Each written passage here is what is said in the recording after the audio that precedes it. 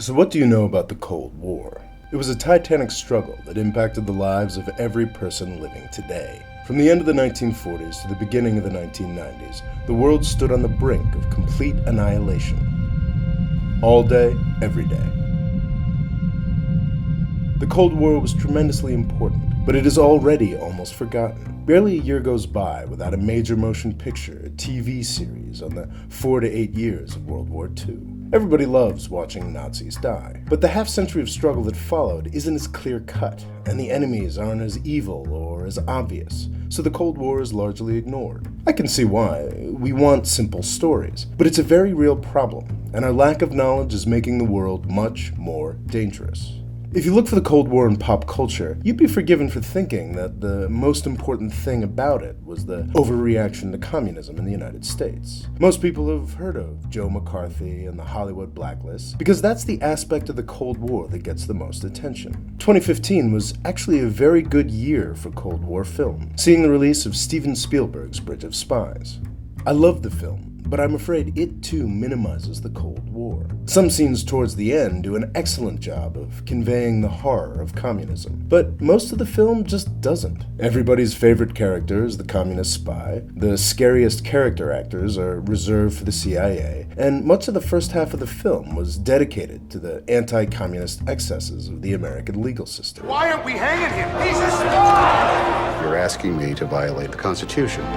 Do you know how people will look at us? The family of a man trying to free a traitor? Everyone deserves a defense. Every person matters. It is a great film. If it were one of 5 or 6 big movies that dealt with the Cold War this decade, I would have no complaints. Unfortunately, it's the only recent major film I can think of that has covered the subject. We should absolutely know about Joe McCarthy and the Hollywood blacklist. We need to be reminded that fear can turn us into bullies, especially now. Fear is destroying lives as we speak, but providing such a one-sided view of the Cold War makes fear much more likely. Joe McCarthy was awful, but the threat was real. We need to roll the clock back to 1946. World War II in Europe was not really an American show. We provided invaluable material support, but it was the communist USSR that destroyed the most powerful military machine the world had seen. Joseph Stalin was a Hitler-level mass murderer, and even worse, he had an ideology with mass appeal. In the 5 years after World War II, Stalin's army and political operatives savagely rolled 10 European countries into his communist bloc. This process featured unfair elections in some countries, but they all included waves of mass arrests and outright murder. Then, in 1949, a fifth of the world's population came under communist rule. The Chinese communists ended up as a great enemy of the USSR, but we didn't know that until the 1970s. While Joe McCarthy was leading his witch hunts, the United States was engaged in a savage war with communist legions on the Korean Peninsula. In 1949, the Soviet Union developed an atomic bomb. And from then until the early 1990s, civilization as we knew it really was just a few bad decisions away from ending on any given day. What we need to remember about the Cold War is that the free world really was under siege. The communist ideology and empire truly represented an existential threat to the United States. It was a threat that swallowed countries, changed everything about them, and murdered millions. We built a massive military-industrial complex to deal with this threat, a structure that fundamentally changed the character of political and social life in the United States. We have been compelled to create a permanent armaments industry of vast proportions. Added to this, 3.5 million men and women are directly engaged in the defense establishment. Now, this conjunction of an immense military establishment and a large arms industry is new in the American experience. The total influence, economic, political, even spiritual, is felt in every city, every state house, every office of the federal government. In the councils of government, we must guard against the acquisition of unwarranted influence, whether sought or unsought, by the military-industrial complex. We built this structure because we had to. The threat was that large. The Cold War was a time of horrors. Many were perpetrated by the United States. We must remember the crimes we committed, but we must also remember that the Americans who committed these crimes faced a threat unimaginably greater than any we face today. Good evening, everyone. From the west side of the Berlin Wall at the Brandenburg Gate, I'm Tom Brokaw.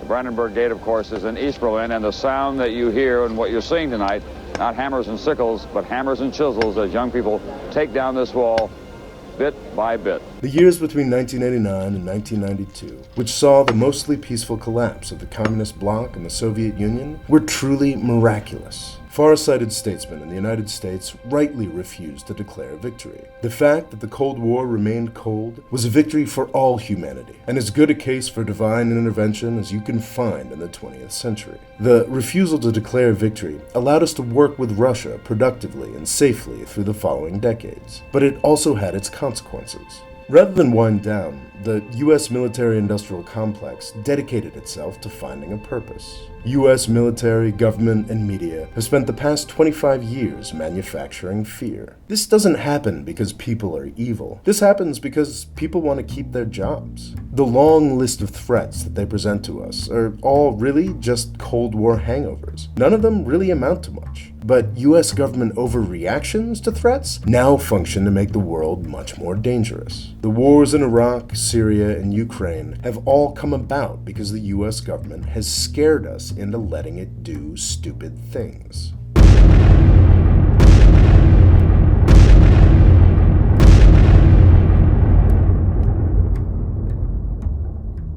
This is why knowing what the Cold War was really about is so important. If the US public had a better sense of how dangerous the world was during the Cold War, we'd be better able to see just how much safer it is now. Terrorism is scary, but with a better sense of history, we would be able to see that it is much more of an annoyance than a real threat. Maintaining a larger military infrastructure to deal with terrorism than we had to deal with the Soviet Union is insanity. But nobody in Washington, D.C. acknowledges this. By making Joe McCarthy the story of the Cold War, Hollywood and historians have helped the U.S. government trick us into more war.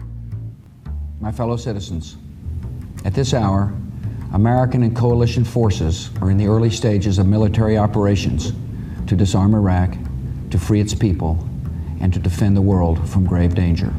If we don't figure out more and better ways to tell the true story of the Cold War, it's going to keep happening. Thanks for watching. Please subscribe. And if you'd like to help me make more videos like this one, please click on the Patreon link here to find out how.